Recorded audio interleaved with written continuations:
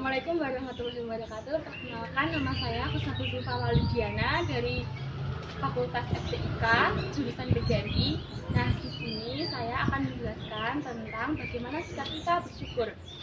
Mari kita simak video berikut ini. Nah, hari ini kita akan membahas tentang sikap hidup berterima kasih. Bagaimana sih sebenarnya apa yang dimaksud dengan berterima kasih? Berterima kasih itu nama lainnya bersyukur ya teman-teman. Artinya adalah rasa terima kasih kepada Allah Subhanahu wa taala. Syukur nikmat karunia yang telah Allah berikan kepada kita.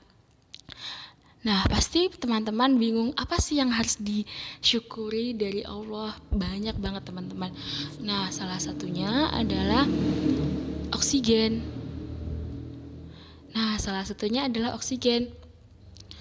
Kita setiap hari diberikan oksigen oleh Allah untuk menghirup udara segar, untuk bernafas.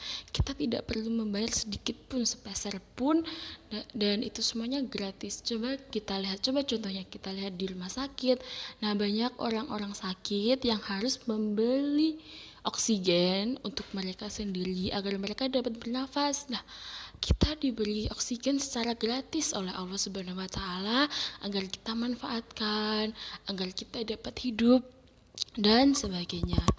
Nah, apa sih contoh lain? Nah, contoh lain seperti kalau adik-adik nih diberi permen sama ibu, misalnya hari ini diberi permen. Oh, hari ini saya diberi permen, saya sangat bersyukur. Nah, apabila kita bersyukur, Allah akan menambah nikmat yang telah kita dapatkan. Contohnya, kalau hari ini kita diberi permen 1 dan kita bersyukur, maka besok mungkin kita akan diberi permen 2 ataupun 3. Begitu kan? Jadi banyak sekali nikmat-nikmat dan karunia Allah yang patut kita syukuri. Nah, bagaimana sih cara-cara berterima kasih atas nikmat Allah Subhanahu wa taala? Yang pertama, melaksanakan perintah-perintah Allah Subhanahu wa taala. Nah, banyak sekali bukan perintah-perintah yang Allah perintahkan untuk kita. Contohnya adalah sholat, puasa, zakat, lalu ada banyak lagi ya kan. Kita itu jalankan semua perintah-perintahnya. Lalu yang kedua adalah meninggalkan larangan-larangan Allah Subhanahu wa taala. Contohnya apa sih? Ada namanya mencuri, lalu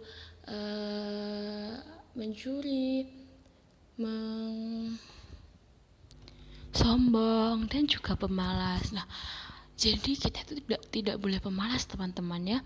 Kalau kita diberi tugas oleh ibu guru, kita harus cepat-cepat untuk mengerjakannya agar kita tidak menjadi anak yang pemalas.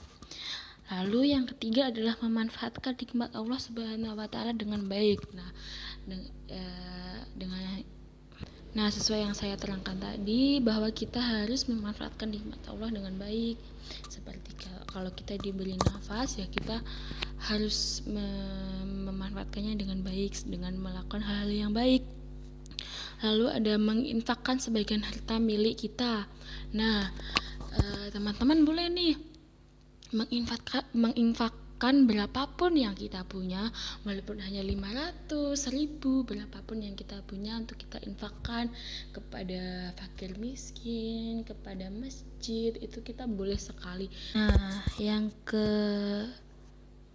Nah, yang kelima adalah membantu orang-orang yang kesusahan. Contohnya bagaimana sih? Nah, kita dapat membantu dengan mereka yang sedang kesusahan, seperti kayak ada teman kita nih yang jatuh dari sepeda. Nah, kita buru-buru tuh buat menolongnya untuk berdiri lagi, lalu mengobati luka-lukanya. Ataupun nih, kalau kita lihat teman kita lagi sedih ataupun sedang apa, kita harus ada untuk mereka dan menghibur mereka. Lalu adalah mengucapkan kalimat hamdalah. Betul sekali teman-teman. Hamdalah atau alhamdulillahirabbil alamin adalah kalimat yang bisa kita ucapkan. Nah, lalu setelah itu adalah berbuat yang baik kepada orang lain. Contohnya kita memberikan orang lain makanan, membuat hati orang lain senang. Nah, yang terakhir adalah taat beribadah kepada Allah Subhanahu wa taala. Jadi kita taat akan ibadah-ibadah yang sudah Allah terapkan pada kita, yang sudah Allah wajibkan bagi kita. Contohnya adalah sholat. Jadi kita itu tidak boleh meninggalkan sholat ya teman-teman. Nah, sekian ya untuk hari ini. Terima kasih sudah melihat. Wassalamualaikum warahmatullahi wabarakatuh.